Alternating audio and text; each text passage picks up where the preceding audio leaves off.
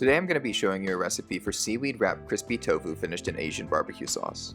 This recipe is delicious beyond imagination, and it's pretty fun to make. For ingredients, you need extra firm tofu, cornstarch, frying oil, I use canola, dried seaweed, and some form of sweet and salty Asian sauce, something like Japanese barbecue sauce or teriyaki sauce, or you can make your own sweet soy sauce mixture. For equipment, you'll need a plate, cutting board, and knife. I start off by pressing my tofu, placing a heavy skillet on top of the cutting board to weigh it down, and adjusting so the weight stays in the middle. After a few minutes of this, a lot of water has been pressed out. Place the tofu on the clean side of the cutting board and drain water off the plate. Then wipe the plate dry with a towel. This is the surface for our cornstarch, and we don't want that to clump and stick to a wet plate. We want it on the tofu. Now pour a hefty portion of cornstarch onto the dried plate. This tofu gets finished in a sticky sauce, which does reduce some of the final crispiness, so to make sure that some delicious golden brown crispy coating makes it to the end, we have to really use a lot of cornstarch and form a thick coating that fries on thoroughly.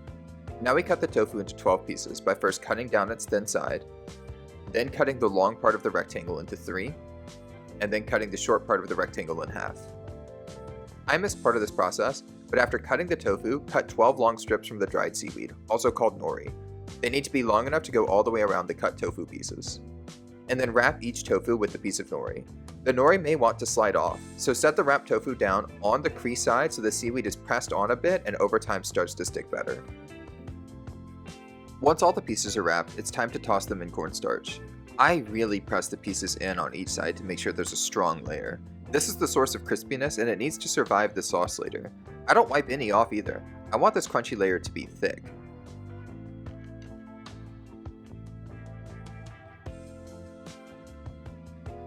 Once all pieces are done, prepare your skillet by setting it to medium heat and pouring in enough oil for a shallow fry.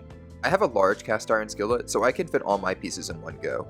If yours is smaller, it's okay to work in multiple batches. Give it a few minutes to get hot. Once the skillet is hot, I can tell from the way the oil shimmers. Carefully set the tofu pieces in, spreading out enough so they don't make contact and stick to each other. The oil should start bubbling and sounding lively shortly after you put them in. If there's no sound, turn the heat up. If the bubbling is too strong, turn the heat down. I let the bottom side fry at this mild bubbling rate for 5 minutes and then flip. I can tell from poking these with the tongs that they are very crispy, and they're going to be super satisfying later. After this side gets 4 to 5 minutes, I come and flip the pieces onto their long side for just 1 minute. These sides are already partially cooked from before and don't need nearly as long. And then the other long side for again just 1 minute. Now turn off your stove and remove the tofu. I place mine on a wire rack so they drip excess oil and don't steam, but you can also use a plate covered in a paper towel for this as well. We need our skillet but don't want all this oil, so dump it into something heat safe. Many people use aluminum cans to hold grease. I don't have one right now, so I'm just dumping mine into another skillet to let it cool before I put it in the trash later. Now wipe the skillet with a paper towel to get out the remaining oil and the little bits of cornstarch that fell off, keeping the stove off so the skillet cools a bit. After your skillet has cooled down a bit, dump in the sauce that you plan to use. I'm using Japanese barbecue sauce, but again, you can use any sweet and salty Asian style sauce for this. It should simmer once it hits the pan. If not, turn your eye back onto low. The goal is to boil the sauce and make it thicken up a bit and get sticky, and this only takes about a minute or two of boiling in a hot pan.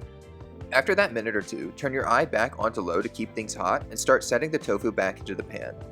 Really press and slide the tofu around, flipping it as well so each side gets thoroughly exposed to the sauce and soaks a lot of it up. This is the major source of flavor for this dish, so I actually toss and wipe the tofu around twice on each side to get a thorough coating. And with that, cooking is done. Pull the tofu onto a plate and let it cool for a few minutes. Now you get a chance to watch me struggle with chopsticks. I promise I do know how to use them, just not that well. Anyways, this dish is so incredibly tasty. Crunchy, savory, sweet, salty, umami. I honestly wish I would have cooked 2 blocks of tofu instead of 1. Listen in. Really good. So crunchy. This is such a fun dish to make.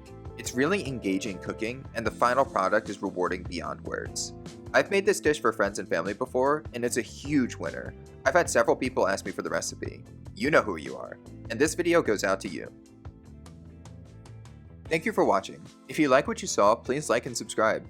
Also, leave a comment below describing your experience with this recipe or what you want to see next.